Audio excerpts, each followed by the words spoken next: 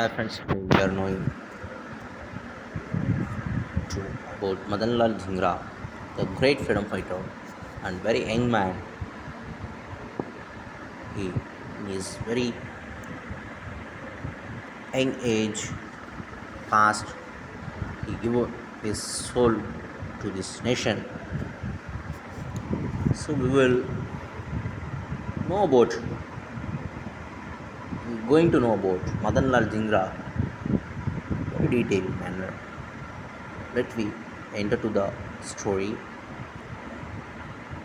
the immortal matrix. Ideas respond quickly when nourished by the blood of martyrs, says Mazi.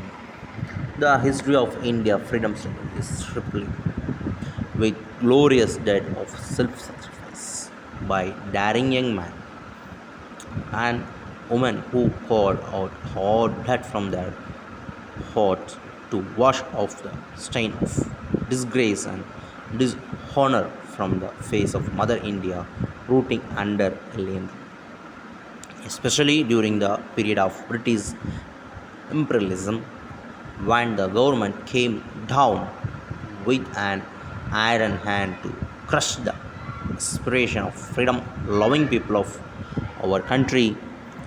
These lion cubs not only dared to show their bare breast against the bullet and bayonets, but also retired with equal vehemence, answering the enemy in his own language. Madanlal Dhingra is one of those unique heroes who immortalize themselves by act of self-effacing sacrifice with callous indifference to their own precious life. In the very heart of the British Empire, he shoot and killed a representative of the imperialist. Madanlal, son of Dr. Sahib Mal, was born in the rich Khatri family in the village of Gurdaspur district of Punjab, finishing his early education in Amritsar and Lahore. Madanlal engaged himself in a commercial line for some time and later proceeded to London for pursuing higher studies in engineering. He reached London in 1906 and in October he joined the University College. Soon after his arrival in London, Dhingra came into close contact with the Indian House where Syamaji Krishna Varma and Vinayak Damodar Savarkar were organizing students coming from India and inculcating in them the spirit of patriotism and sacrifice with the overt aim of raising a banner of armed revolution to achieve the freedom of motherland. Besides Savarkar, who was from the very beginning connected with the Abhinav Bharat Society in India, a branch of which was started by him at London, the Indian House was the haven of many other prominent revoltories like Madam Ghama, P.V.S. Iyer, and Lala Hardayal. The British government, aware of this activity of the India House, had appointed Colonel Sir Cousin William, political ADC at the India Office, as the education advisor of Indian students to see the movement in London was nipped in bud. Dhingra had resided in the India House for about 6 months from March or April 1908 and again for a month in the early part of 1909. He was a regular participant in the meeting of revolutionaries belonging to the Abhinav Bharat and was trained in the use of arms and initiated into the revolutionary cult by Veer Savarkar. In the beginning, he was considering to be a softy and a butterfly, but he proved that he was made strainer stuff in one of the acid tests conducted by Savarkar.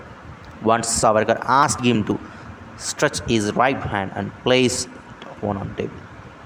All of a sudden, thrust a pen knife into Dingara palm. Without even the least shock, Dingara looked into the eyes of Savarkar with supreme composure and courage, and mindful of the blood gushes out from the wound, and smiled victoriously. Savarkar was overcome with emotion and he hugged and kissed Dingara. Savarkar himself washed the wound of Dingara's hand with an antiseptic lotion and dressed it up. Dingara turned out to be such an ardent patriot that once, when a friend in joke tried to remove from his coat the badge of 1815 commemoration, Dingara rushed at him with a knife, such as great respect for the martyrs of Hind. He had summed up his whole philosophy in just 15 words. Act, not words, or needed. India must have martyrs if a cause is to trump. It was at this time the news reached London. The Ganesh Damodar Savarkar,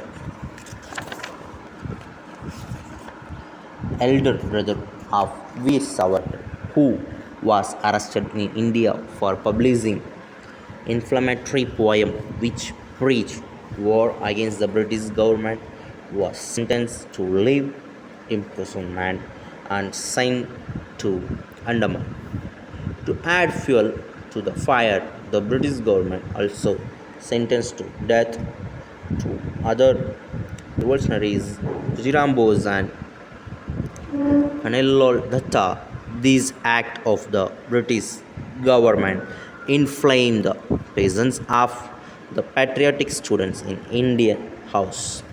A plot was hatched to avenge this sentence, and it was decided to shoot and kill Sir Cousin William. Dingara, whose father was a friend of Ali, was chosen to execute the work.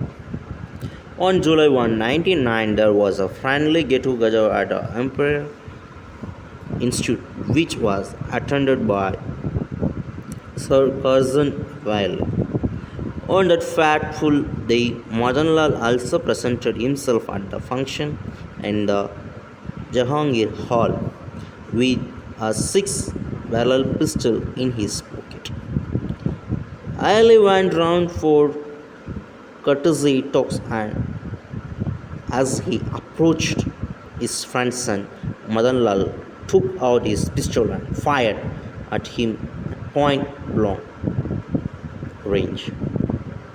Cousin William met with instantaneous death. A local Parsi physician, Dr. Kavas Lal Kaka, who ran at Dingara, was also shot, killed. There was utter confusion in the hall. When everyone was breathing heavily, Dingara alone stood there, cool and imperturbable. He threw away his revolver and allowed himself to be rounded up by the crowd. While they attempted to tie his hand, Dingara remarked with his smile, "Please let me place my space properly. Then you tie me." Dingara had an unruffled frame of mind, maintaining a unique composure. He is to his heart content and had a sound sleep on the night of July 1. When his brother tried to call on him, he refused to receive them. However, he welcomed Savarkar and other friends who met him at Sigal. "What can I do for you?" Savarkar asked him. "There's nothing I want here," replied Dingara. "I need a mirror to look at, just to see if you're dressed properly. Give me a mirror, I shall be happy." I am a patriot. Dingara made a bold and courageous statement.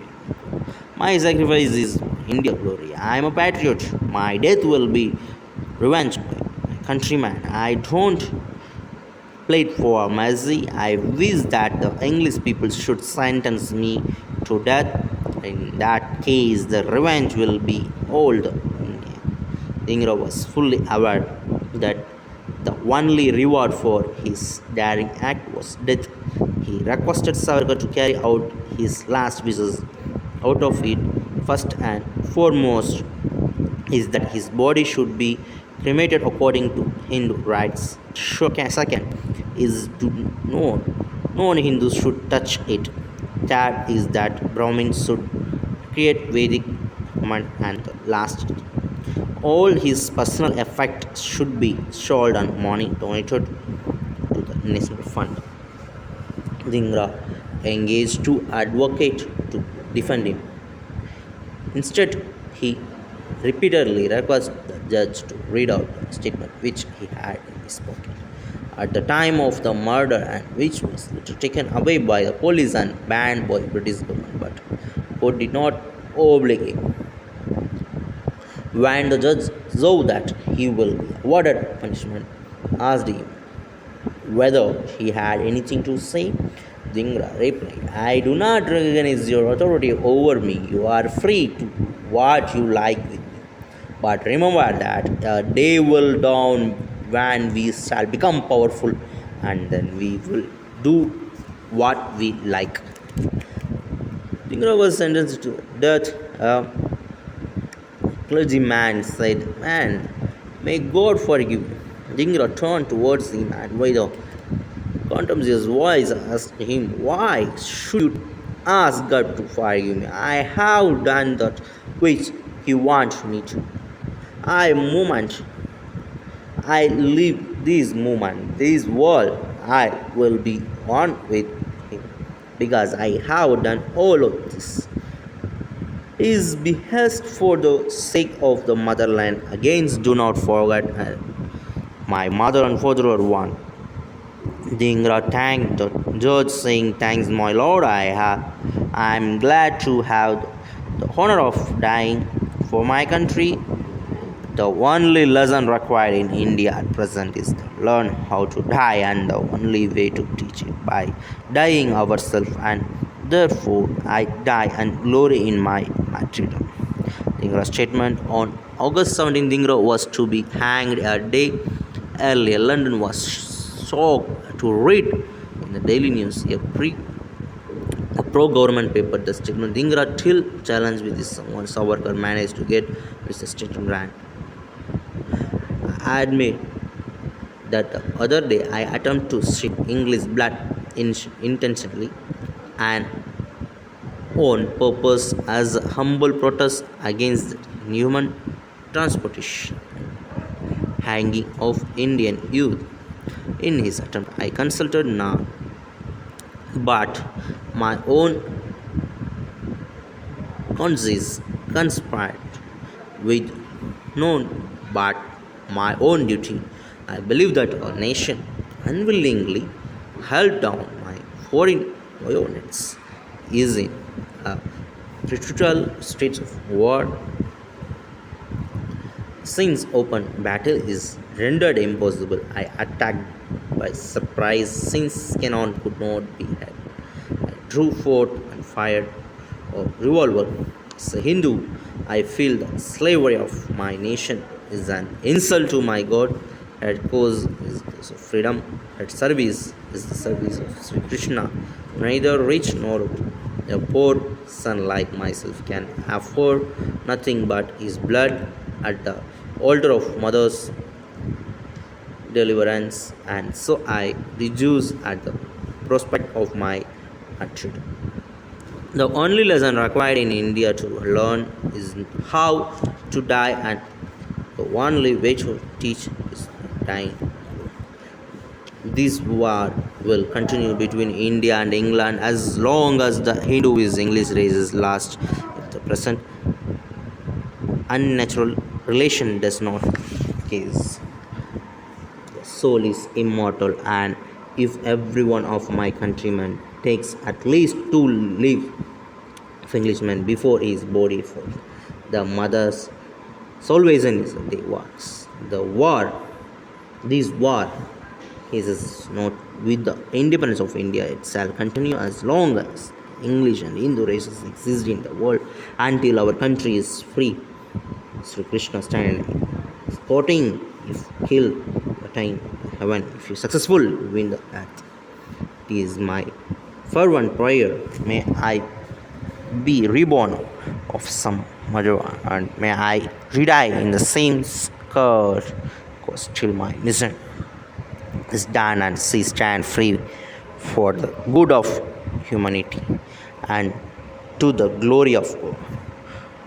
Glowing tributes. The next day, Dingara bid farewell to this world. Swamiji Krishna Varma visited the jail and performed his last rites.